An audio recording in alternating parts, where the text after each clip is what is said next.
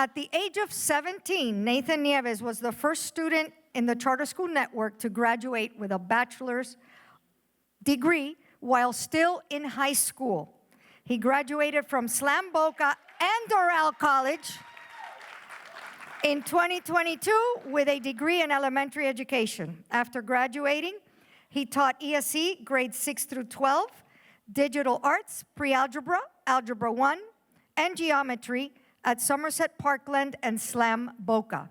Shortly after, he joined the Academica team to specialize and train teachers and administrators in AI. So welcome, Nathan, one of our graduates.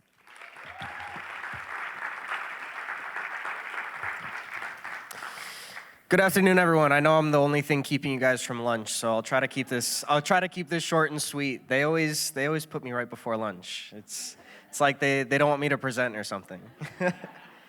If we can get my presentation up, that'd be great. So today I'm going to be talking about Aya. Aya is our new kind of AI platform that we've developed here at Academica. It is the Adaptive Instruction Advisor. I'm going to talk about unlocking potential with Aya. Right? As educators, we always talk about unlocking our students' potential and making sure our students reach, their highest potential and their highest goals. But as educators, sometimes we lose focus and forget to unlock our potential.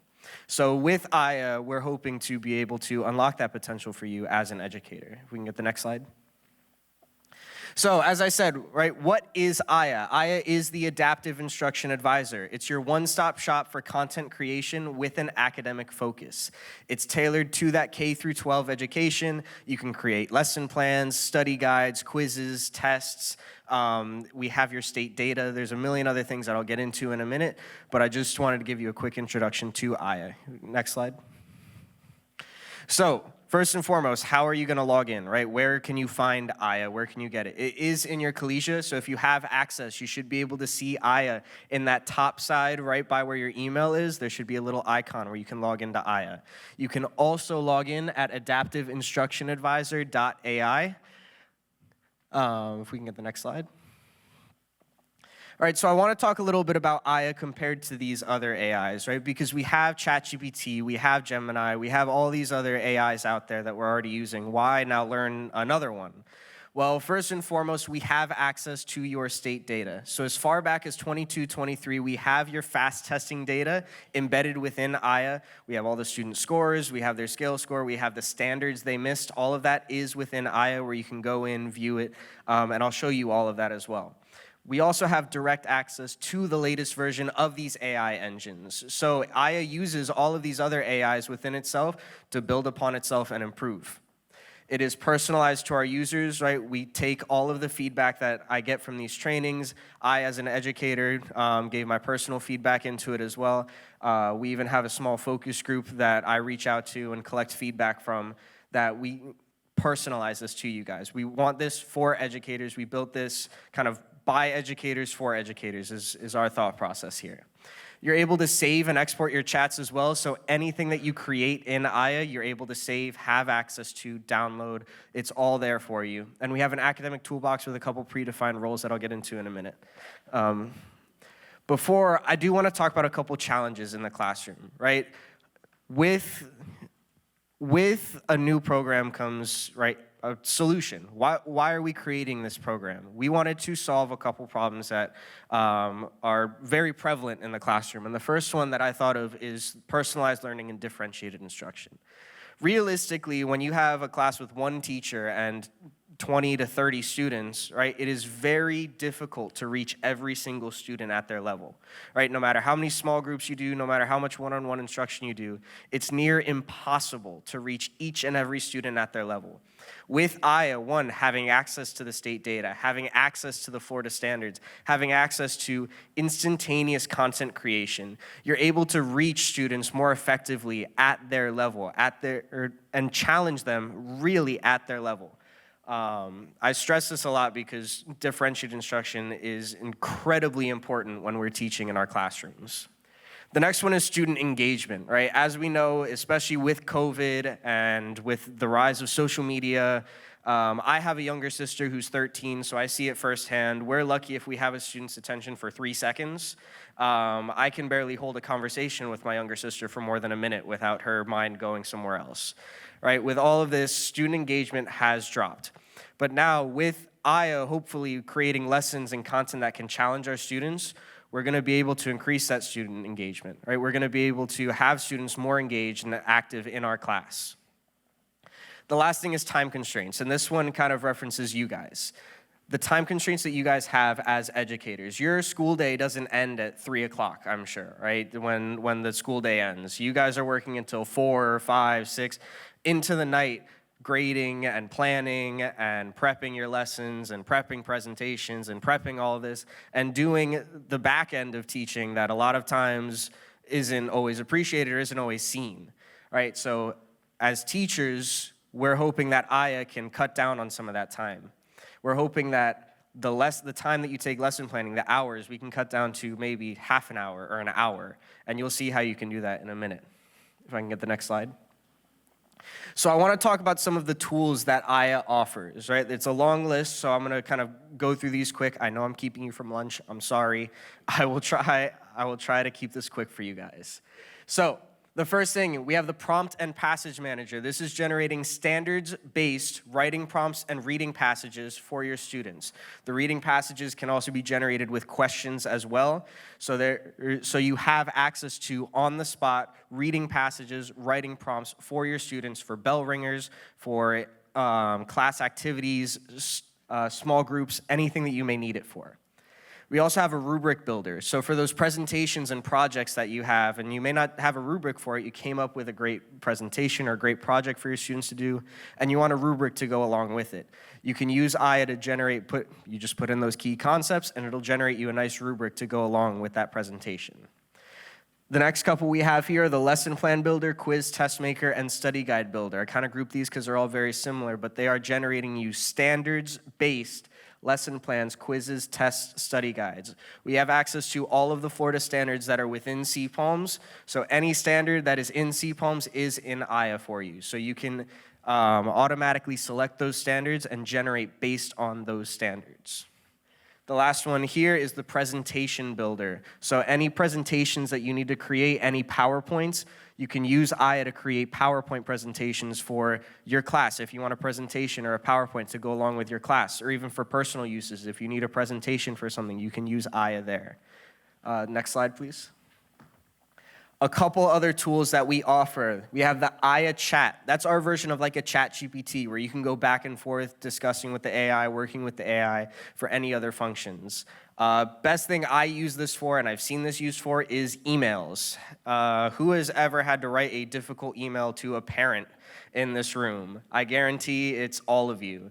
I'm Cuban, so they would always tell me to wait 24 hours before responding to any parent email at all, especially, you know how us Cubans can be. But with Aya Chat, now I can take any email, copy paste it into the Aya Chat, say exactly what I want to say, and tell the AI to write it in a professional manner, and the AI writes great emails, I promise you. It writes very high quality emails, but it's not just emails that this does, I promise you. Anything that you need that isn't already a predefined function of Aya, you can do through the Aya chat. We also have a Write Now feature. This is our version of a writing analyzer where it can go and it can tell you the grade level, it can tell you the readability of student writing, right? So comparing writing samples is a big one. I know a lot of times in class where we'll see a student in class, if we put it in here where they're writing at a 6th grade level, and then we take their writing sample from home and now they're a Harvard-educated lawyer, right? It doesn't add up there. The next thing we have, and I talked about it a little bit already, is the state data. So this is a dashboard where we have all of your state data compiled. Right now it is just the FAST PM123, but as far back as 2022, 2023. Within 24 hours of your students taking the test, this is their butts in the seats taking the test, typically within 24 hours, I'll give it 48 hours sometimes because we know how the state can be, your students' data will be uploaded into Aya. So as soon as they take the PM3, give it 24 to 48 hours, that data will be in there already. Your students' PM2 data, already in Aya. It's been in there for weeks, I promise you. The next thing we have is a teaching style, right? Aya is able to evaluate your teaching style as well. It's a quick 10-question survey that Aya has where it can evaluate your teaching style. Why do we do this? All right, so Aya takes that information, and now that it knows your teaching style and how you teach, it can apply that to any lessons you generate. So now you're not just getting an AI-generated lesson. Now I'm getting a lesson that's AI-generated, but based on my unique teaching style. What I will say, because I have gotten questions about this, we don't keep the information on your teaching style. You're not going to get an email from your bosses saying, we don't like your teaching style, I promise you. We don't keep that information. That is just for the AI to apply to your lesson plans. The next thing I have on here is feedback, and I put this on here because your feedback is the most important thing. You guys are the ones actively using Aya in the classroom every day. So every screen in Aya in the bottom right corner has a feedback button where you can submit any feedback that you have. If something isn't working, or even if you come up with an idea that if Aya could do this, my job would be easier. Submit any feedback you have to us. The last thing you have is the help section. So I know I talk a lot and I don't even listen to everything that I say. So at the top in Aya, there is a help section where you can go in and view detailed videos and articles on any function that Aya can do. Next slide, please. So one thing that I do want to talk about is the image generator. Aya has a top of the line, honestly, in my opinion, best on the market, not biased or anything, image generator. Now, what you can do with this, you can generate any images. If you need logos, if you want just educational images to spice up your presentations, anything like that, Aya has a top-of-the-line image generator where you prompt the AI. I worked with a couple schools to help them generate logos for sports teams or for clubs, anything like that. You can have Aya generate you images as well. Next slide, please. Now, this is a big one, the lesson plan builder. I put this up here so that you can see. This is the screen that you see as soon as you come into the lesson plan builder. Now, you have a bunch of different options here. I'll go through this. I'll walk you guys through this. The first thing is you describe your objective. Right now, this is where you're prompting the AI. Now, you can be as generic as you want, and you'll still get a pretty good lesson plan. But always, when prompting AI, I always recommend that you be specific. The more specific you are, the better quality you will get as your result. Now, if you want a lesson plan that has it in the I do, we do, you do format, tell it. If you want it with small groups, tell it. It can generate you any lesson plan that you may need. You choose your grade level, you choose whether or not you want to apply a state standard. You can choose one standard, you can choose 2 standards, you can choose 10 standards. However many standards you need, they are in Aya, you can apply them to your lessons. Also, on your right-hand side, I had to turn around a little bit. On your right-hand side, you have the option to upload some content. Now, you can generate lessons based on existing lessons. You can also upload existing lessons to be evaluated by the AI. So if you're a veteran teacher and you have 5, 10, 20 years worth of lesson plans, and you want the AI to evaluate it and give you some new ideas, you can upload it and have the AI evaluate that as well. You're also able to build based on tests and quizzes. I know a lot of times the materials that we get will have tests and quizzes, but not always a lesson to go along with it. You can take those tests and quizzes, upload them into Aya, and generate a lesson plan based on that test and quiz for you. You can also upload based on any other content. So if you have books, if you have passages, anything like that, you can take, upload it to Aya, and generate a lesson plan based on that content as well. Next slide, please.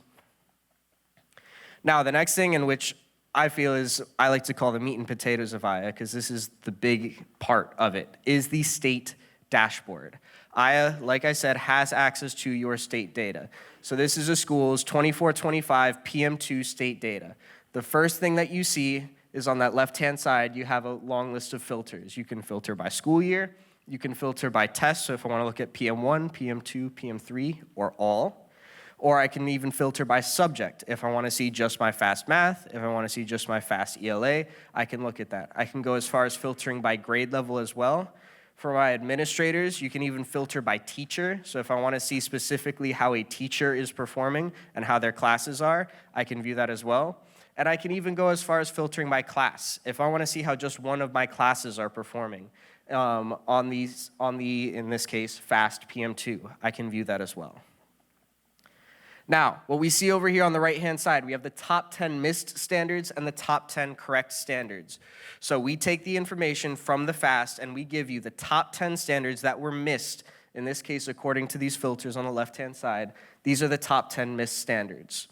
Now, I can highlight over any of these standards and get an explanation, and then on the other side, I have the top 10 correct standards. Very similar, but very useful information if I want to use these for bell ringers, spiral review, anything that you may need. Right below, I have a bar graph showing my students and how they performed. Right? I know how many level 1s I have, how many level 2s, 3s, 4s, 5s, etc. Next slide, please.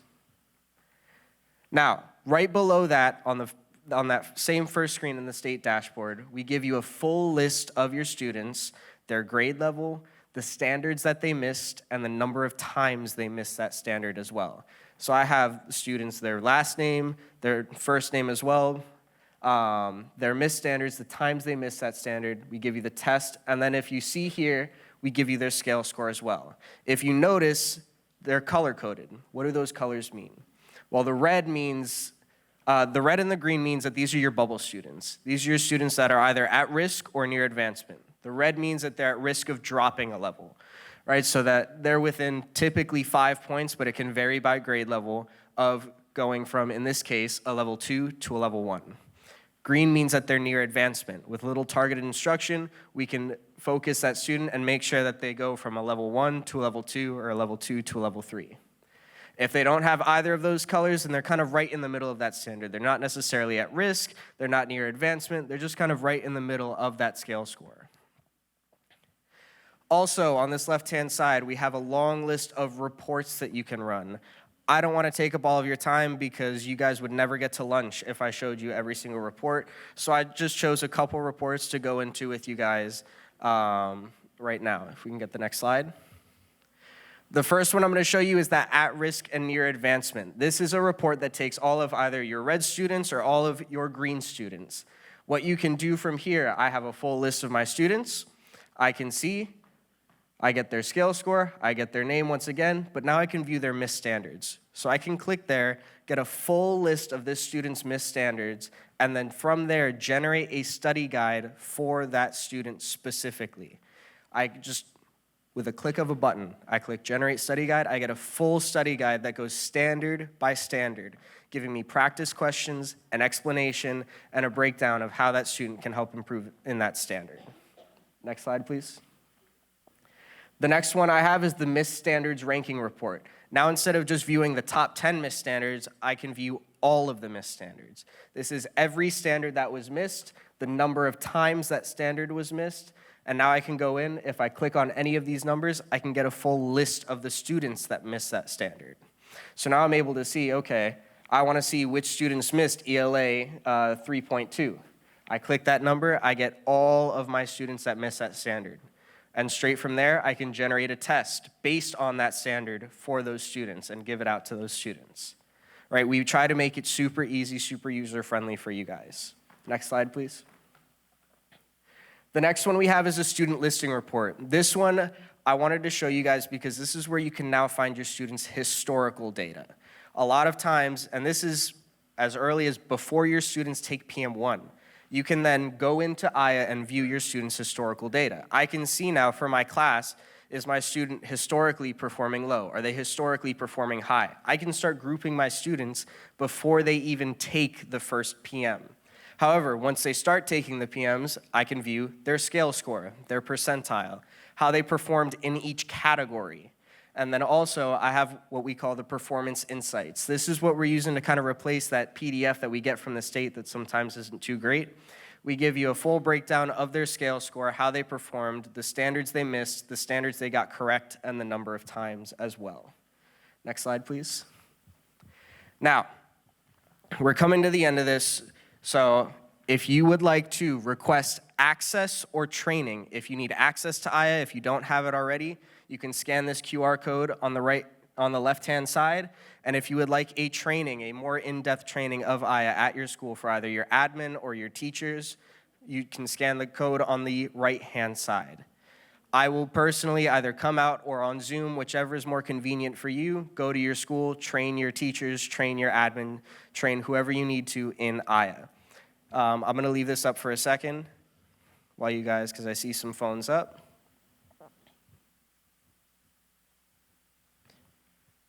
I told you I'm going to keep this quick because I'm hungry too.